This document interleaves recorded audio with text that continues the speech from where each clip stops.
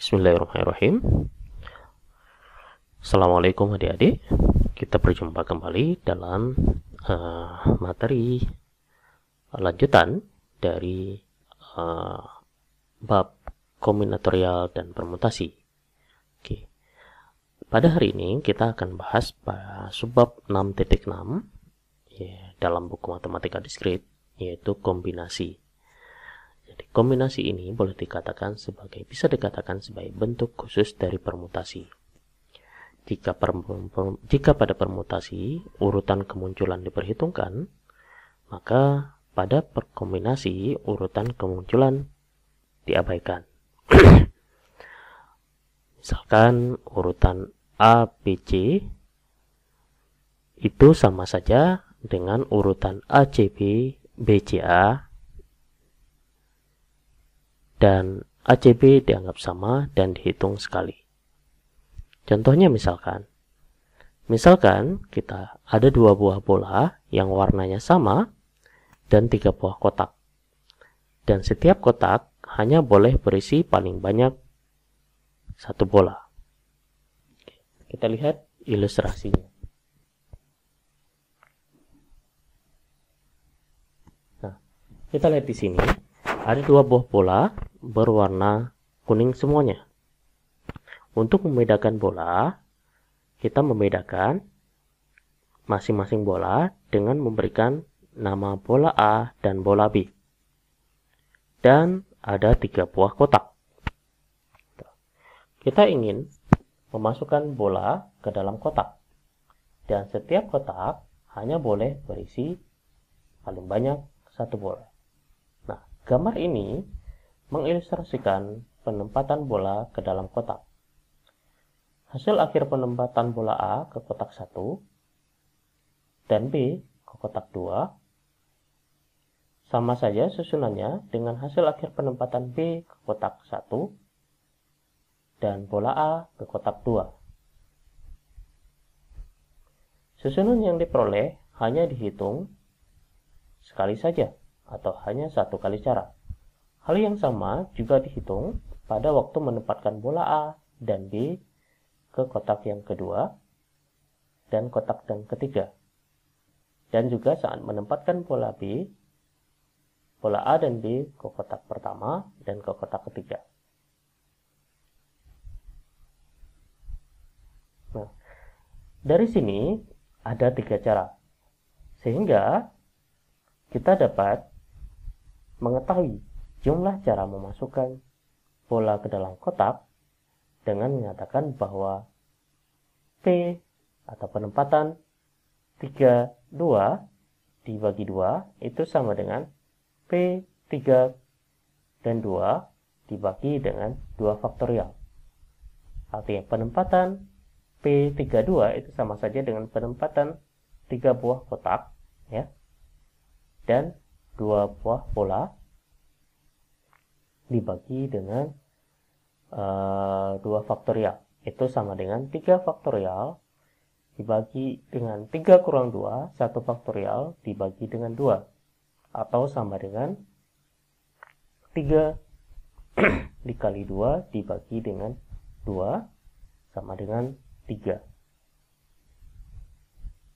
Nah, sekarang bagaimana pertanyaannya jika jumlah bola ada 3 dan jumlah kotak ada 10? Maka jumlah cara memasukkan bola ke dalam kotak adalah sebagai berikut.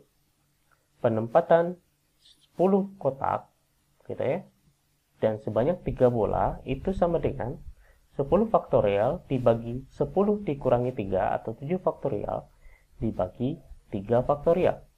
Berarti sama dengan 10 dikali 9 kali 8 dibagi 3 faktorial. Karena ada 3 faktorial cara memasukkannya, karena di sini ada 3 faktorial cara memasukkan bola yang warnanya sama. Gitu ya. Nah, secara umum dapat dikatakan jumlah cara memasukkan R buah bola yang berwarna sama ke dalam N buah kotak adalah sebagai berikut. N dikalikan N kurang 1, dikalikan N kurang 2, dan seterusnya dikalikan N kurang R kurang R ke R kurang 1 dibagi R faktorial itu sama dengan N faktorial dibagi R faktorial dikalikan dengan N kurang R faktorial, atau sama dengan kombinasi dari N, R. Gitu ya.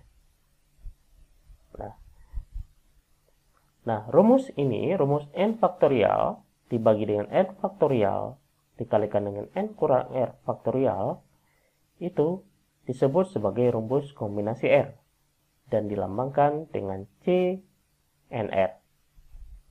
Jadi, C, N, R, C, N, dan R itu sama dengan N faktorial dibagi dengan R faktorial dikali dengan N kurang R faktorial. Nah, C, N, R itu sering dibaca dengan N diambil R, yang artinya R objek diambil dari N buah objek. Ya. Nah, kita baca kombinasi atau definisi dari 3. Kombinasi R elemen dari N elemen, kombinasi R elemen dari N elemen itu adalah jumlah pemilihan yang tidak terurut R elemen yang diambil dari N buah elemen. Nah, persamaan ini ya dapat juga dibuktikan dengan cara membentuk permutasi R dari N elemen. Caranya, mula-mula hitung kombinasi R, yaitu C, N, R, kemudian kita urutkan elemen-elemen di dalam setiap kombinasi R, dan pengurutan ini dapat dilakukan dengan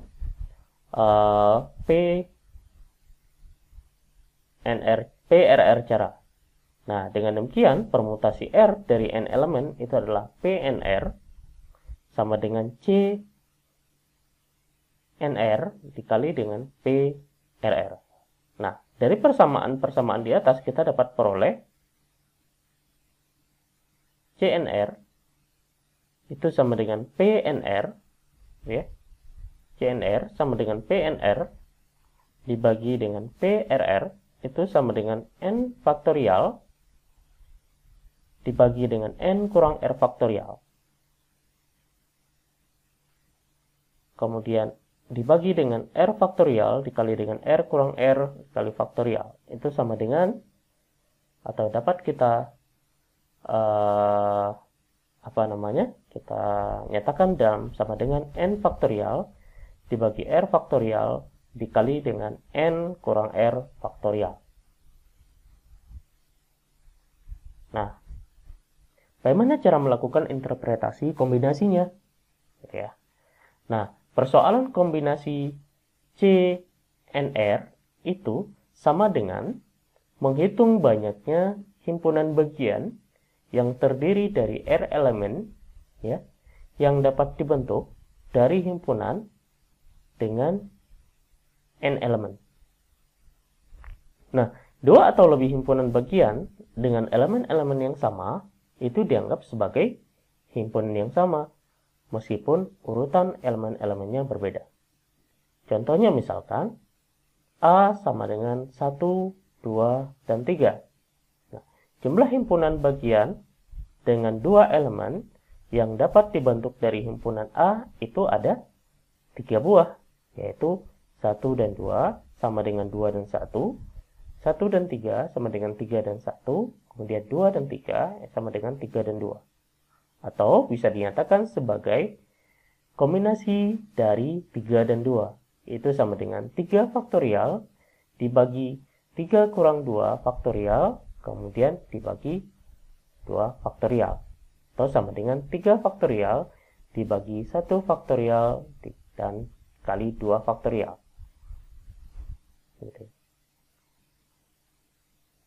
Artinya sama dengan 3 buah. Nah, persoalan-persoalan kombinasi C dan R ini ya dapat juga dipandang sebagai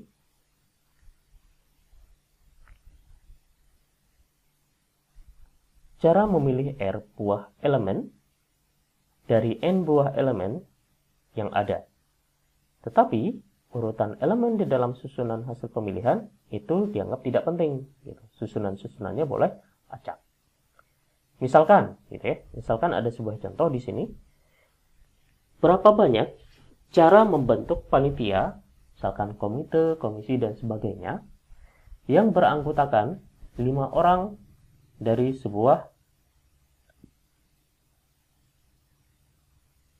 kelompok, 5 orang atau dari sebuah kelompok atau fraksi di DPR yang beranggotakan 25 orang.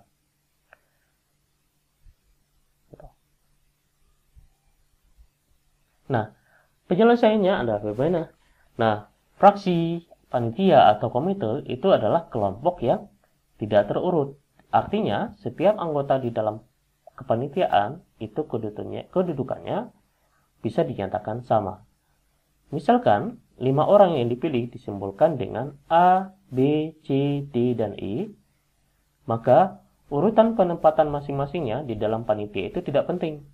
Artinya, A, B, C, D, E sama saja dengan B, A, C, E, D, A, D, C, B, E, kemudian B, C, D, E, A, dan seterusnya. Nah, banyaknya cara memilih anggota panitia yang terdiri dari 5 orang tersebut dapat dinyatakan dengan kombinasi 25 orang dan 5 orang. Yang artinya sama dengan, kita dapat nyatakan sama dengan 25 faktorial dibagi dengan 25 kurang 5 faktorial, kemudian dibagi dengan 5 faktorial. Atau dapat juga dinyatakan dengan 3 faktorial dibagi dengan 20 dikurangi dengan dibagi dengan 25 dikurangi 5, kemudian faktorial, kemudian dikalikan dengan 5 faktorial. Ya, artinya dapat dinyatakan sama dengan 25 faktorial dibagi dengan 20 faktorial kali dengan 5 faktorial. Yang kalau dihitung hasilnya sama dengan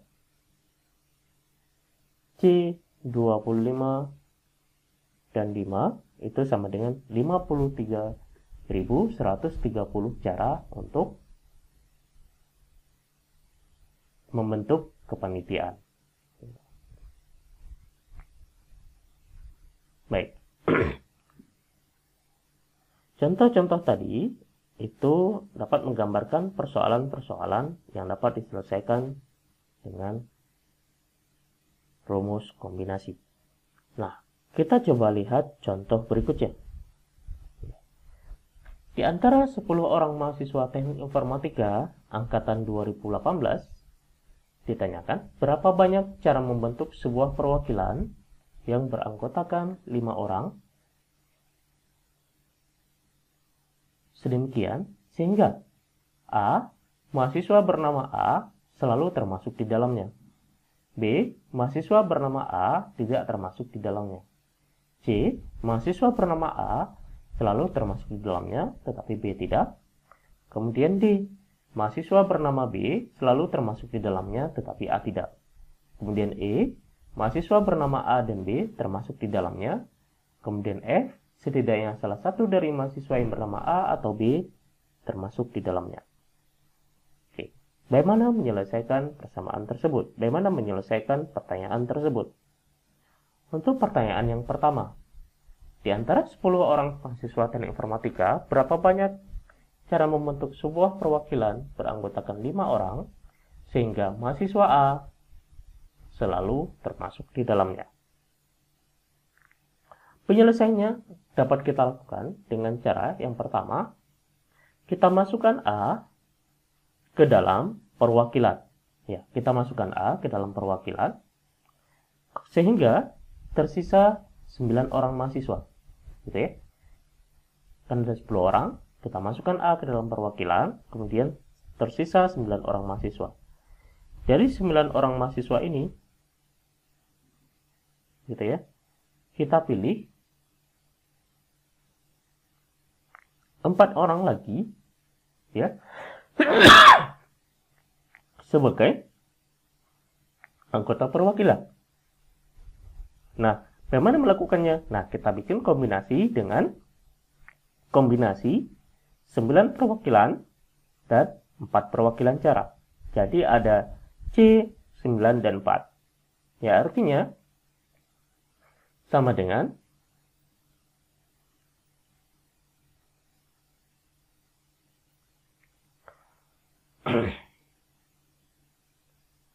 sembilan faktorial, ya, 9 faktorial dibagi dengan 4 faktorial, kemudian dikali dengan 9 dikurangi 4 faktorial. Oke. Atau bisa dinyatakan dengan 7 faktorial, atau dapat dinyatakan dengan 9 faktorial dibagi dengan 4 faktorial, ya, kemudian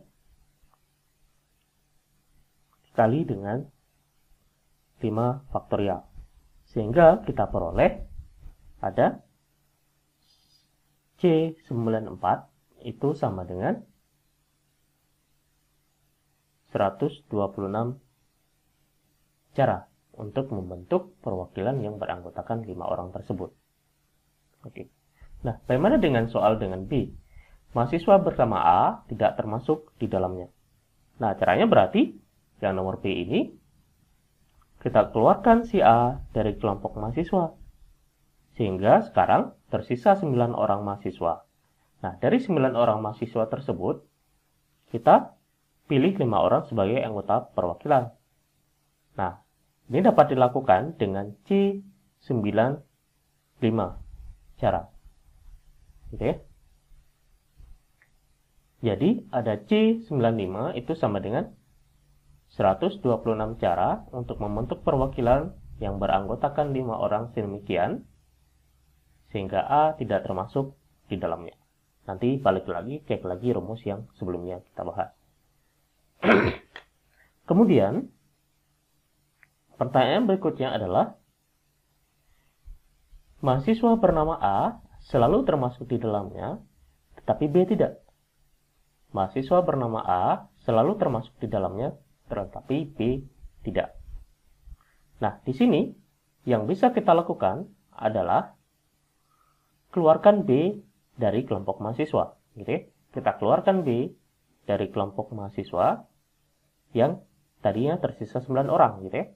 Kemudian masukkan A ke dalam perwakilan. Gitu ya. Artinya, kita keluarkan B dari kelompok mahasiswa sehingga tadinya tersisa 9 orang. Kemudian kita masukkan A ke dalam perwakilan sehingga tersisa sehingga sekarang perwakilannya ada 8 gitu ya. Nah, dari 8 orang ini kita pilih 4 orang lagi. Kita pilih 4 orang lagi sebagai anggota perwakilan sehingga dapat dilakukan kombinasi dari 8 dan 4 cara. Jadi ada C84 8,4 itu sama dengan 70 cara untuk membentuk perwakilan yang beranggotakan 5 orang sedemikian sehingga A termasuk di dalamnya, tetapi B tidak termasuk di dalamnya. Oke, sampai di sini bisa ya. Baik lagi ke rumusnya atau formulanya ketika ada kendala. Oke, pertanyaan berikutnya. Mahasiswa bernama B selalu termasuk di dalamnya, tetapi A tidak. Nah, ini sama saja kan? Kalau tadi A selalu termasuk di dalamnya, tetapi B tidak. Nah, sekarang mahasiswa B selalu termasuk di dalamnya, tetapi A tidak. Nah, polanya sama. Berarti tinggal dibalik saja gitu ya. Berarti tetap C84, 8,4 itu sama dengan 70 cara untuk membentuk perwakilan yang beranggotakan 5 orang, sehingga B termasuk di dalamnya, tetapi A tidak. Oke. Nah, kita lihat contoh berikutnya. Yang E, mahasiswa bernama A dan B termasuk di dalamnya. mahasiswa bernama A dan B termasuk di dalamnya. Jadi berapa cara untuk membentuk sebuah perwakilan yang beranggotakan 5 orang tersebut. Nah, yang E tadi kita lihat. Nah, masukkan caranya, kita dapat memasukkan A, B, dan B ke dalam perwakilan.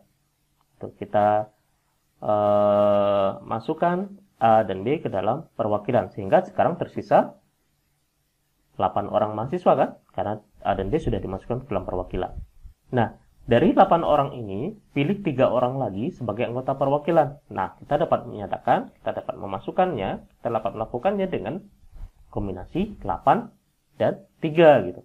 Nah, jadi ada C, 8, dan 3 itu sama dengan 56 cara untuk membentuk perwakilan yang beranggotakan 5 orang sedemikian, sehingga A dan B selalu termasuk di dalamnya. Oke, kita sekarang lihat satu soal lagi. Kita lihat yang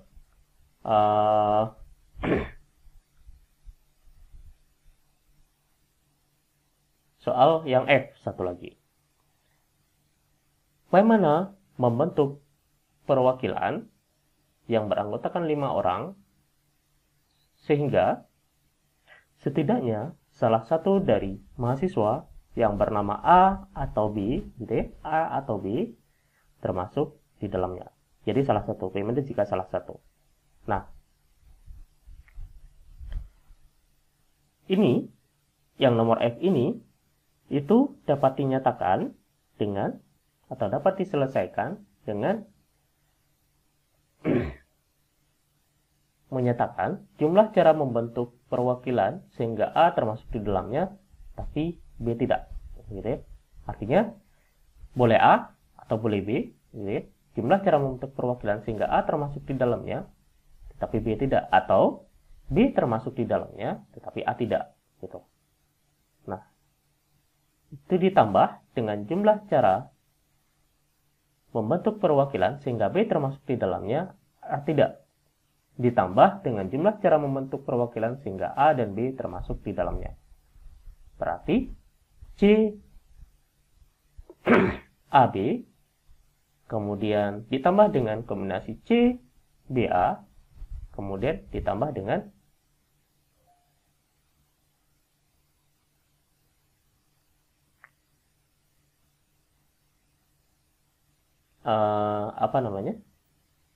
jumlah cara membentuk perwakilan sehingga A dan B termasuk di dalamnya. Berarti sama dengan 70 ditambah dengan tadi ya, C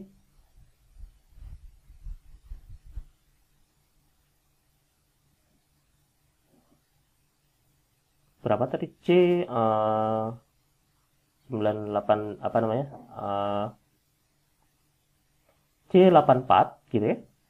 Kan tadi AB ya, C84 ditambah dengan C84 ditambah dengan C83 gitu ya, tambah dengan C83. Artinya A dan B termasuk di dalamnya, berarti kan selain itu tinggal ambil situ, berarti sama dengan 70 ditambah 70 ditambah 56. Berarti kita peroleh nilainya ada 196 cara. Nah, soal yang F ini dapat juga diselesaikan dengan melakukan prinsip inklusi-eksklusi yang sudah kita pelajari sebelumnya. Misalkan, X adalah jumlah cara membentuk perwakilan yang menyertakan A. Sedangkan Y adalah jumlah cara membentuk perwakilan yang menyertakan B. Dan X kemudian atau B, ya, X atau Y itu sama dengan X dan Y itu sama dengan jumlah cara membentuk perwakilan yang menyertakan A dan B. Maka kita dapat menyatakan X sama dengan C 9 dan 4 itu sama dengan 126, ya. Y C94 sama dengan 126, kemudian X dan Y itu sama dengan C83 itu sama dengan 56. Atau tadi ya, C84 berarti sama dengan 70, kemudian Y84 sama dengan 70, kemudian C83 sama dengan 56. Sehingga X union Y sama dengan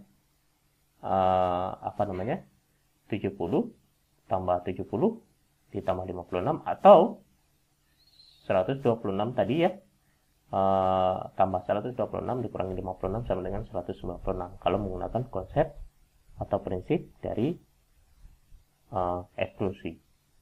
Oke, jadi adik-adik, demikian pembahasan tentang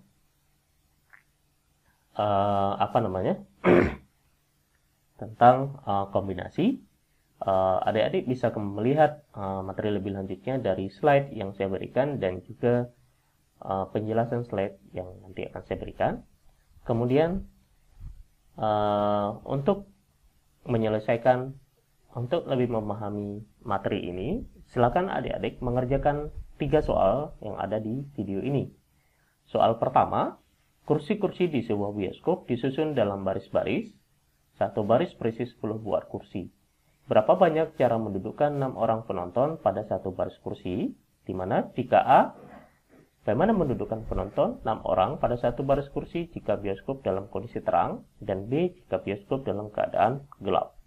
Oke, itu soal yang pertama.